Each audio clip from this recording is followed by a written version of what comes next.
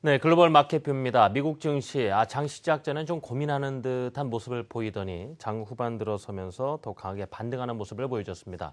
자, 명민준 그리고 권예림 캐스터와 함께 시장 곳곳에 숨어 있는 소식들 하나씩 전해드리겠습니다. 자, 명민준 캐스터, 미국 증시 마감 상황 전해주시고요.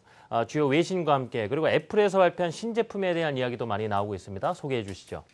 네, 뉴욕 증시 이렇게 애플의 신제품 발표, 유럽중앙은행의 양적 완화 개시, 그리고 활발한 M&A 활동 등에 상승하면서 마감을 하는 모습이었습니다.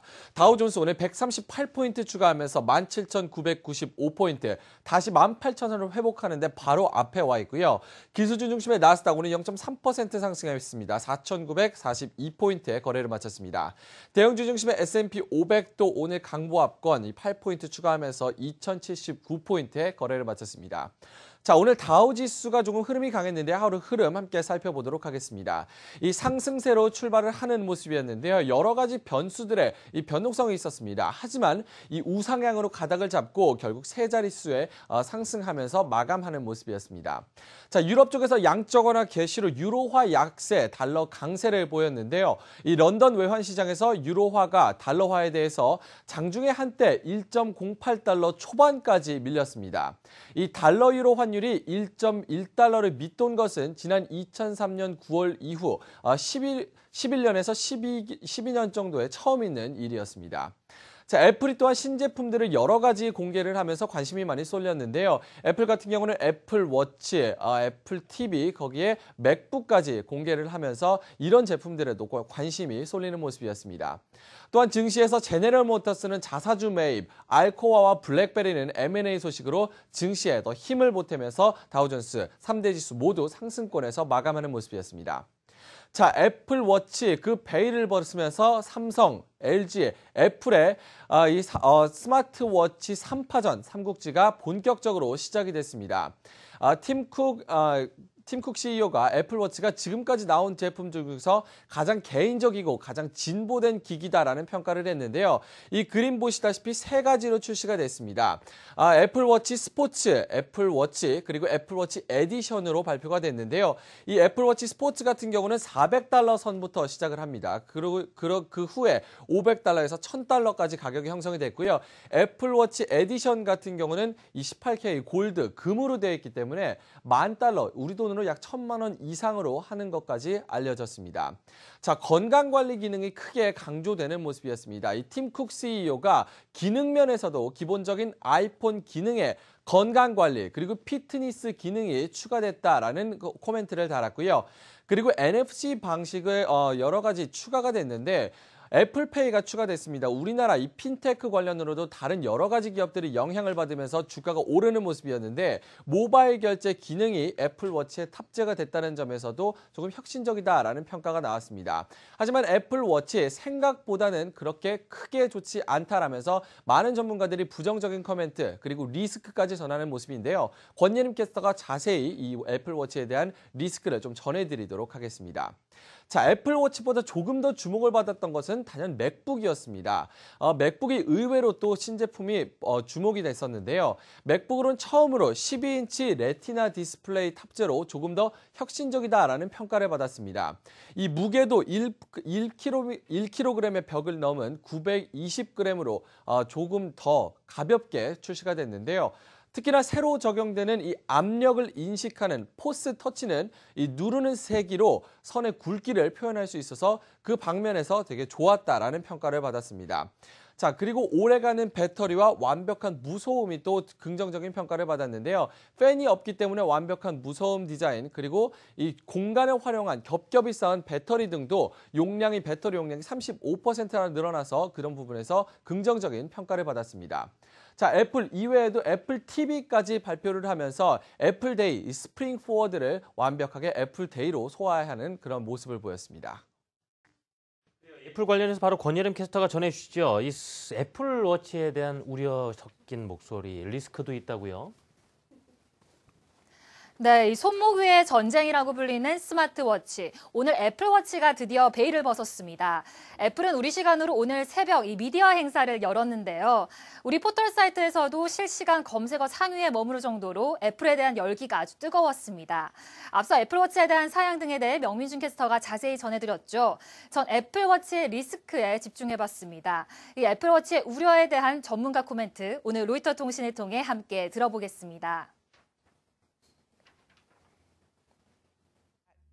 That people will just not care about smartwatches. They may say, oh, the fitness tracker, the Fitbit or Jawbone app that I have is enough. That's all that I need. I don't need extra sensors and I don't need it to work with my phone.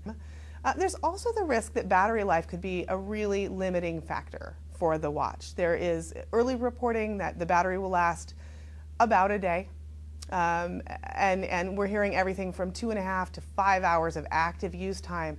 But if consumers are finding that they really can't get through a whole day on a charge with this watch, I think Apple could get some blowback, and so that's always a concern.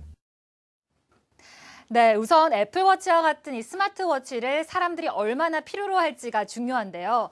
이미 소비자들은 스마트폰으로 다양한 앱들을 사용하고 있기 때문에 굳이 애플워치와 같은 다른 센서를 필요로 하지 않을 수도 있다는 전문가의 평가입니다. 한편 애플워치가 성공할 수 있는 핵심 포인트로 배터리 타임이 거론되고 있죠. 애플워치는 한 번 충전하면 배터리가 18시간 동안 지속되는 것으로 알려졌습니다. 배터리를 완전히 충전하는 데 걸리는 시간은 2시간 정도인데요. 이 매일 밤 시계를 풀어놓고 충전해야 된다는 얘기인데 이 사람들이 시계를 충전하는 데 익숙하지 않기 때문에 이 편의성 면에서는 다소 떨어진다는 의견입니다. 그렇군요. 자, 업종별 특징도 살펴보고요. 그 외 마감 상황 전해주시죠. 명민준 캐스터. 네, S&P 500 섹터별 흐름입니다. 오늘 산업주가 흐름이 좋았는데요. 전체적인 상승권에서 산업주가 1% 가까운 상승률을 보였습니다. 반면에 WTI는 오늘 0.5% 상승했지만 에너지주는 좀 타격을 받는 모습이었는데요. 0.2% 하락하면서 마감하는 모습이었습니다. 자, 유럽 증시로 넘어가 보도록 하겠습니다. 유럽 증시 오늘 대부분 주요 증시가 하락하면서 마감했습니다. 이 프랑스 0.5% 하락했고요. 런던 증시도 약세권으로 마감을 했습니다. 반대로 독일 증시는 유일하게 상승권으로 마감을 했는데요. 그리스 우려가 다시 또 나왔다는 점에서 조금 우려가 좀 짙어지는 모습이었습니다. 이 그리스 재무장관이 개혁안이 받아들여지지 않는다면 국민투표를 실시하겠다라고 의견을 제시한 후에 유럽 증시 대부분 약세를 보였는데요. 그리스 4%대의 약세고요.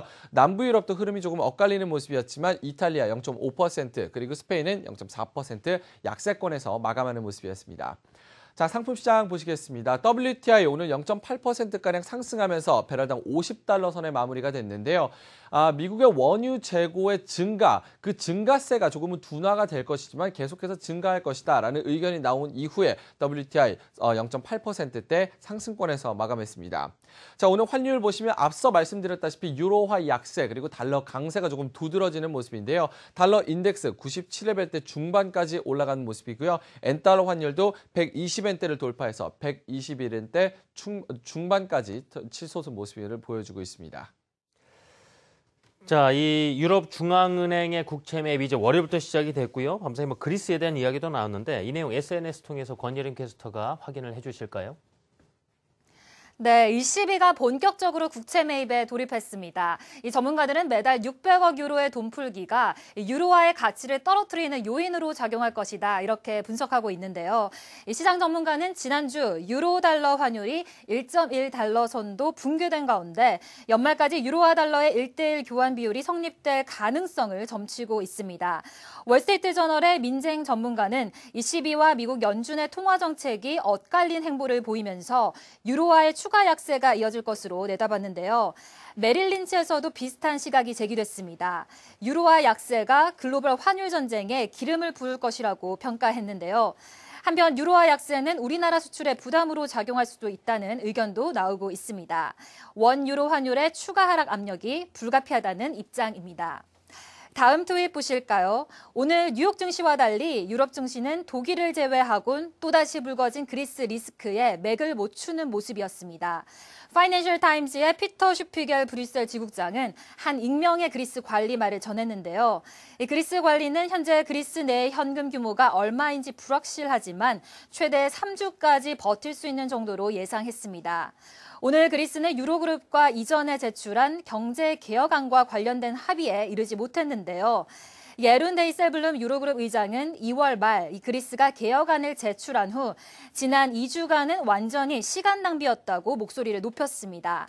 이어 그리스가 경제개혁을 말만 하지 않고 실행으로 보여야만 구제금융 잔여금을 받을 수 있다고 강조하기도 했는데요. 한편 그리스 정부는 지난주 개혁이 거부되면 이 국민투표나 총선을 하겠다고 유로그룹을 압박하기도 했습니다. 네, 현지 시간으로 수요일 그리스와의 협상이 재개될 것으로 알려져 있습니다. 마지막 트윗 확인해 보겠습니다. 최근 로이터 통신은 미국 기업들이 2009년부터 지난해까지 2조 달러 규모의 자사주 매입을 했다고 밝혔는데요. TAM 캐피탈 매니지먼트의 미셸 시장 전문가는 미국 기업들의 현금 M&A로 인해 조정 가능성을 낮출 것이라고 전했습니다. 오늘 미국에서 두 기업의 자사주 매입 발표가 눈에 띄었는데요. 먼저 미국 최대 자동차 업체인 GM이 50억 달러 규모의 자사주 매입에 나서기로 했습니다. 또 모바일 칩 제조사인 퀄컴도 오늘 최대 150달러 규모까지 자사주 매입을 하겠다고 밝혔는데요. 덩달아 배당금도 14% 올릴 예정입니다. 이 퀄컴은 최근 스마트폰 시장이 더 치열해지면서 매출이 줄어들고 있는데요. 이 가운데 주주 배당금을 늘리고 있는 추세에 동참했습니다. 한편 자사주 매입 소식에 장 마감 후 시간을 거래해서 퀄컴의 주가는 1% 이상 오르고 있는 상황입니다. 그래요. 두 분 이야기 잘 들었습니다. 수고하셨습니다. 고맙습니다.